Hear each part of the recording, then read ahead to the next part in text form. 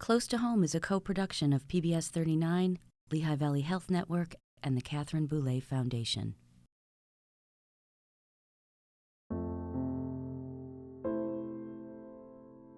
When I first was diagnosed, I learned of my cancer when I was driving home from work. So that put me in pretty much of a shock scenario, and I was happy I made it home. When I was 33 years old, I was diagnosed with clear cell renal cell carcinoma following a routine blood test for a routine procedure. I never thought of cancer because no one in my family had experienced any kind of cancer, any type of cancer. That was the day that I thought that when you had skin cancer, they just cut it off and you went along your way.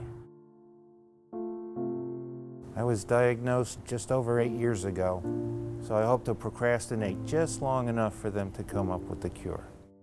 I was diagnosed while I was pregnant on my very first ultrasound for our first child.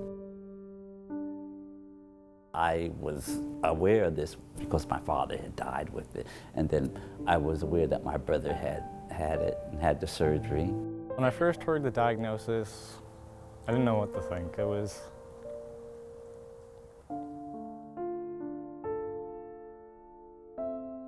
I've come to realize that life can change in an instant. We're all here to support each other and to make each other's stories and lives richer and happier.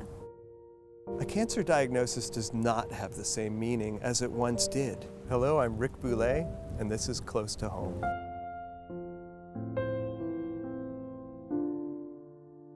I've been an oncologist for 15 years and treated thousands of patients. But there were things that I didn't truly understand until cancer came into my home. When my wife was diagnosed with cancer, I learned at a different level the power of shared stories. In this program, you'll hear the voice of experience from physicians and cancer survivors sharing what they've learned from their journey through cancer. I was diagnosed with chronic myelogenous leukemia in June of 2008. When we first received the diagnosis, my husband and I were very frightened. My husband's uncle had died of the same type of leukemia. One of the overwhelming first emotions when you hear about a cancer diagnosis is fear. Am I going to be okay? Has my cancer spread? Is my cancer going to come back? What's going to happen with my job? What's going to happen with my family? With earlier diagnosis and better treatment techniques, more than 50% of patients are cured of their cancers. Cancer has been part of my story, but I am more than a cancer survivor. I am thriving. I am a mother, I'm a wife, I'm a friend, I'm an advocate. It's not who I am. It's just something I've experienced. We often think of cancer as a journey. A beginning, a middle, and an end. I love to play soccer. I watch a lot of movies. Really like a typical 18-year-old sports, school, friends. Ryan came home over a year ago after a pickup soccer game with pain. I thought it was muscular. I play a lot of sports. I played soccer all year round. Just had pain in my hip. Throughout my career, I have seen the cancer journey manifest along many consistent pathways. While he was doing physical therapy, he was getting worse and worse and worse, and I knew something wasn't right. After the surgery, when they did pathology on what they took out, they found out that it was cancerous. It was hard. Cancer hits close to home for most American families. The statistics are staggering. Cancers in this country affect 1 in 2 men and 1 in 3 women over the course of their lifetime. I've been through a lot, and I still have a normal life, still go to school. It may be with a different class, but we've had incredible community support from our church, support from our family members and our friends. As a physician, you have your statistics, your latest studies, but when it comes to an individual patient, You don't quite know exactly what's going to happen. Everybody's situation is unique. There hasn't been a single cure for cancer, but there may be a million cures that are individualized. One of the things I've learned about myself over these 7+ years, it's not just me that has cancer, it's my family. These journeys are different for everyone. So my biggest advice to patients in the beginning part of their cancer journey is to be flexible. This disease, melanoma, has impacted the path that my wife must travel too. When you're the wife of someone that has cancer, it makes you actually be a lot less selfish and more selfless. It's taken our marriage many, many levels past where I ever thought it could possibly go. There's been a number of studies that the survivorship of patients is higher if they at least have one close advocate, either a family member, friend, that can help them with their journey as opposed to trying to do it alone. You really need everybody to be on your side, and that's what gives people a fighting chance.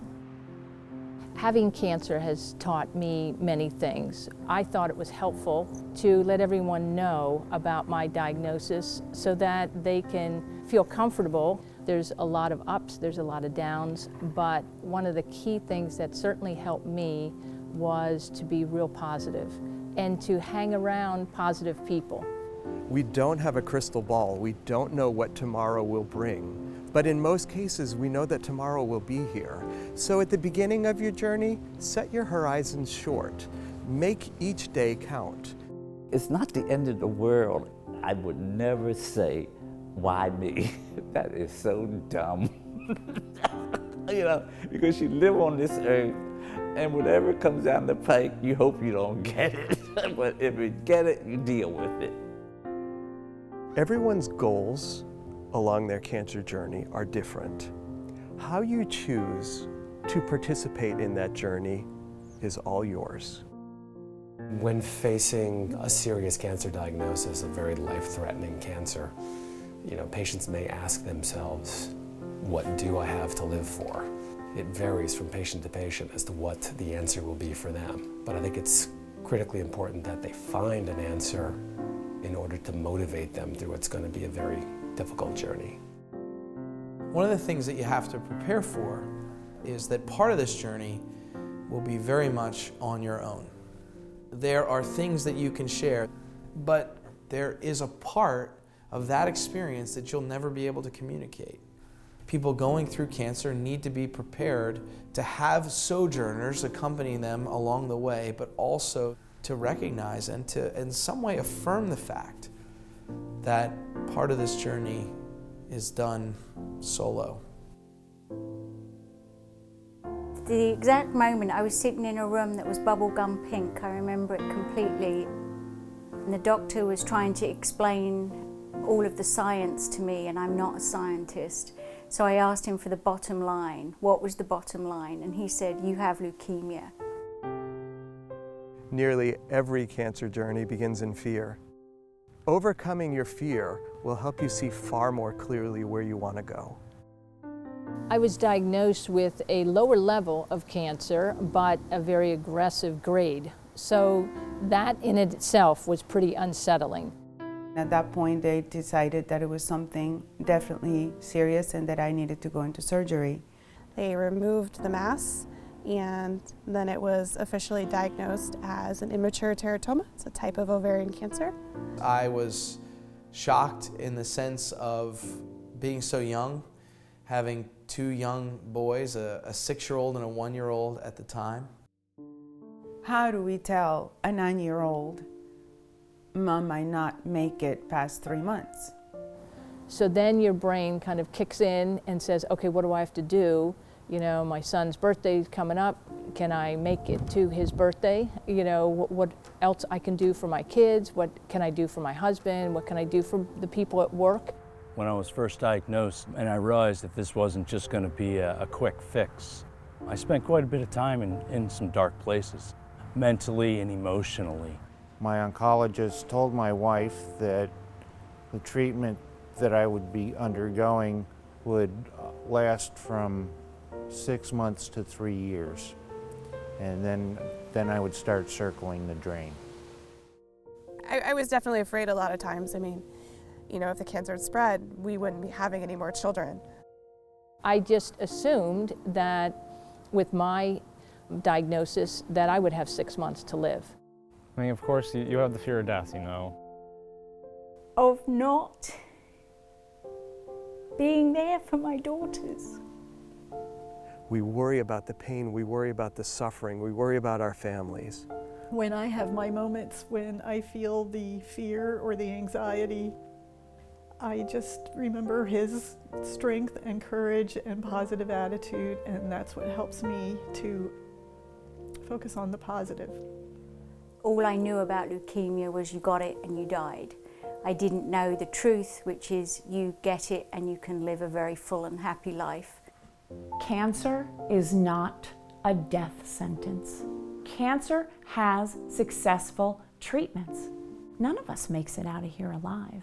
But it's my job and your job for us to work together to make sure it's not anytime soon and it's not from this diagnosis, if at all possible. To transform fear into purpose, you need to educate yourself and understand your disease. You need to advocate for yourself. You need to know the facts. You need to understand your disease. You need to understand how it works. You need to understand the side effects of your drugs. If you don't know these things, you can't work with your providers as effectively. Cancer is not contagious, but fear is. There's a lot of humor in the cancer experience. My cancer support group has a lot of laughs. It doesn't have to take away your sense of humor, and it doesn't have to take away your joy for life. I have said it is what it is. I can't change that, but I can change my attitude and how I feel.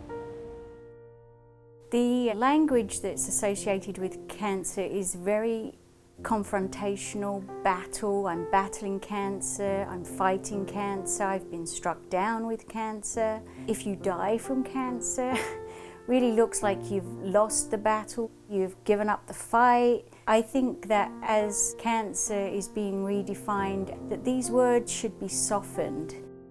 The good news that's available today is that there's hope, there's opportunity.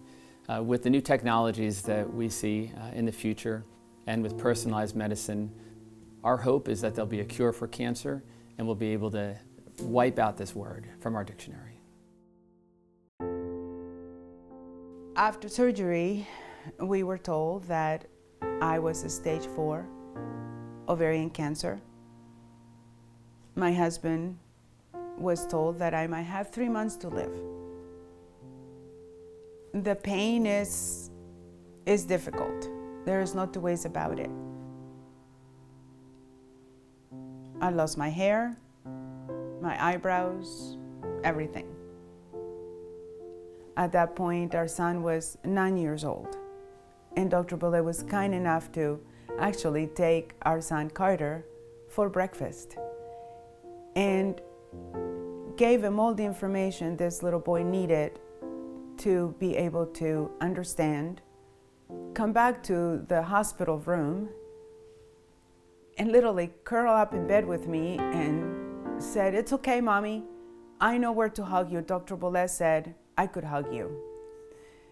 And from that day on, my husband would bring him to the hospital a little earlier before he dropped him off to school so that he could see me and visit with me. Bring your children along with you. We are all experiencing this life together, and cancer diagnosis is just part of the story.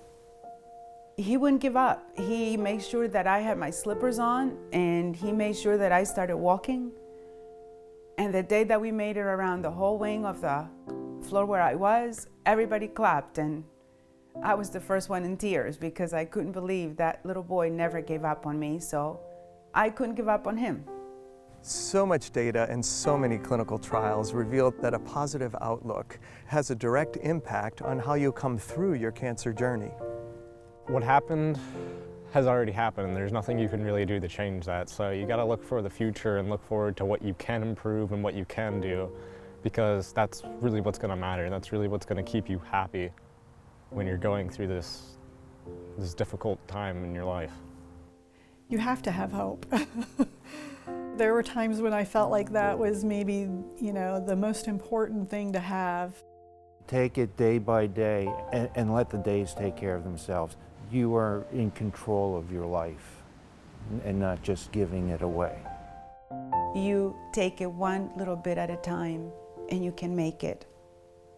I'm not saying that cancer is a great experience, but a lot of times is how you choose to look at your experiences and your challenges.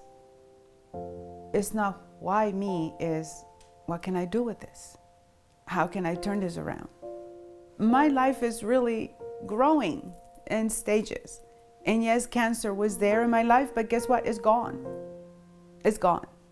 The cancer journey is difficult. There's absolutely no denying that. But still, there is a lot to celebrate. If I was able to survive 11 years ago, think about what could happen to you today. Technology has come so far, so improved. My hip replacement was a one-of-a-kind surgery. From a medical standpoint, I think it's only going to get better. What we see today is different from 5 years ago and almost completely different from 10 years ago. In the future, it'll move faster. I realized that it could have been a lot worse. Ultimately, I could have died. But I realized that, I'm not the only one who has cancer. There's tons of people out there who get diagnosed every day. And some have it a lot worse than me. Your struggle means something. Your struggle means that out of this, you're going to become a better fighter, a stronger person. Your character is going to grow. Hope is a force inside us that drives us toward our goal. To challenge, an instinct to fight, an instinct to press on. And you can never take away somebody's hope, and you can never underestimate the power of human will. 11 years ago, I was diagnosed with cancer, and at this point of 75 years old, I feel great. One of the things that illness teaches us is that we need each other. My brother took me to the hospital with another friend, and they sat there and waited until I came out of surgery, and I think my brother was quite concerned, about my welfare, so he stayed until I came out of the operation from recovery. And he was glad to see me, and I was glad to see him. I was kind of set back by the fact that he stayed there with a friend. When I see caregivers care for our patients, it truly is one of the most amazing things to watch and to be a part of. The gifts of those relationships are the very best gifts that we have, and they're life changers. There's something about someone seeing you at that point in your life that's just, you have nothing left of yourself. You're laying on your bathroom floor, you have no hair, your body is betraying you in every way you possibly could imagine. For that person to come in and to pick you up off the floor and to push you along and tell you that you cannot quit and you will not quit and you will go on and everything's going to be okay. A cancer diagnosis is an opportunity to really learn to care for another human being. You have people that surround you at that time that make a difference in your life as you're making a difference in theirs. Caregiving is an experience helping somebody go through something that's very difficult, and it is amazingly appreciated. If you give it time to sink in, there's a real beauty in making somebody else feel good. It's just a terrific feeling for me, and I hope it is for them. It's not just the doctors that are the caregivers, it's the people that clean the exam rooms, it's the people that welcome you to the appointment, it's the people that file the paperwork, it's the people that serve the meals, it's the people that smile at you. It is amazing what a smile will do. If you know someone that has cancer, you may be thinking, what do I do? What do I say? It's really just to be there for the individual so that they know they have support. Because there's never a right word to say to someone who who has cancer, except for maybe I love you. And letting them know that, you know, you shouldn't give up. There's a tremendous amount of joy in connecting with someone at such a deep level. Just being with them, sitting with them, the gift of your time and your friendship is so important. This time, this effort isn't given lightly. This is a true labor of love. And that's what I think love is all about, is people helping people, people being there for you when you need them most. Every day in my practice, I see a patient with a newly diagnosis of a cancer, and I could see the fear, despair in their eyes. In those moments, my words are this: you're fine. We have a solution, and we're gonna walk together. For my peace of mind, I think I have found that there is nothing that comes close to prayer. Just quiet time with God every day. Our research tells us that in cancer survivorship, spirituality is an incredible healer.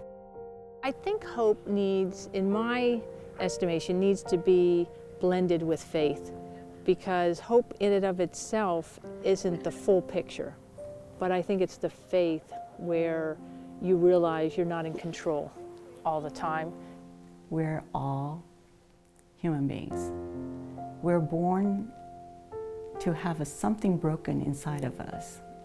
So the best way of preparing ourselves is not to be in fear, but really rely on something much bigger that gives us the sense of grace.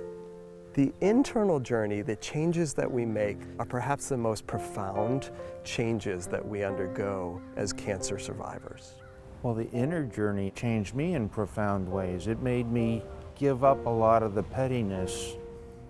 I find that being cheerful brings it back in amazing ways. You certainly refocus, you look to the positive, to the light at the end of the tunnel where you're going to be healed. And there are times where you come to a place where you don't have the strength, where you don't have the energy, where you don't have the capacity. And even your caregivers may be burning the candle at both ends. I think about being in the center of God's will. We may call it peace. The Greek community in the early church called it makarios, which means to be where you need to be. There is a certain stillness, and all you're left with is God's presence. But even that, I think, is a gift. To know that, no matter what happens at the end, we're going to be okay, because we've got faith, and God will be there to get us through. We shouldn't go through a cancer diagnosis without learning from others who've been there. Just navigating a complex healthcare system is nearly impossible by yourself. Many people who pass through the journey of cancer come out of this with a wisdom that they're often very happy to share with others who are just starting that journey. I know my son better than anyone else, and I knew that his pain wasn't right and it wasn't normal. I felt that was my job, was to advocate for him any way, on any level that I could. I think the best way to be a good advocate is to listen and not be afraid to stand up and say, this is the right thing, especially when the going gets tough, to really start to think about how to help make the best decisions. It's important to trust your instincts and to keep asking questions. We talk about 3 types of advocacy: self-advocacy, advocating for another on their cancer journey, or advocating for the cancer community in general. There's so many ways you can help in our community. 23 years ago, my mother was diagnosed with breast cancer, and I wanted to help in some way. So a group of women got together and we decided to create the Women's 5K Classic. It's really wonderful to see patients who gain strength from their journey through cancer and then pay that forward. I've learned a lot about hope and faith from my patients, whether we're fighting cancer today or not. I think hope sustains all of us. My mother's diagnosis has a lot to do with this. I'm just really proud of her and what she's done for our community. Advocates in cancer survivorship are those folks who push the boundaries, who help cancer patients and survivors get their needs met. That's an incredible gift, to know that you're not walking alone, to know that so many people are striving and advocating and pursuing a healing that goes beyond medical capacity. I think it's the silver lining. It's a benefit for patients to give back and feel that they can help somebody else along the way, whether it be support or participating in trials that may benefit other patients, and being able to make a difference in the life of somebody else at a later time.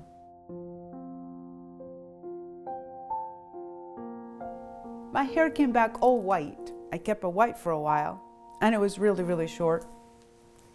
And it was okay. It was more like a reminder. I consider myself not healed, not recovered, but a new and improved version of me. This experience makes my home very dear to me. It makes me appreciate things in life more than I did before, things that I had taken for granted. It's hard to predict. I mean, it could go still cancer-free, being able to walk and run, continue to look for the positives. It's not easy to do at first, but after a while of being around people who are continually caring for you, I am ultimately a different person now. A better husband, a better father, a better son, a better friend, a better human being, absolutely, because of that journey. I mean, I think life is short, but I think we all learn how we can help each other. Through the love of my wife, I've learned to enjoy life again. It's not about fighting cancer and beating cancer, it's about how you live and the manner in which you do it. So fight, live, and enjoy each day for the times that we have while we're here. And even if you don't have cancer, go out and do the things that you want to do, because you never know. Somehow, if you don't lose hope, you'll see the positive part of cancer. There can be joy after cancer. There is certainly hope throughout the cancer journey, and even in your own home, you can find those gifts as well. This experience can start with a terrible fear, but it can change into something beautiful. It can change into something meaningful. It changes you. It should change you. And one of the great lessons from this experience is that we are in this together. Trust me, there is always something to live for. You know, life is life, and it's all about what you make it and what you put in it, you know, and it's a beautiful thing. Come on, you know.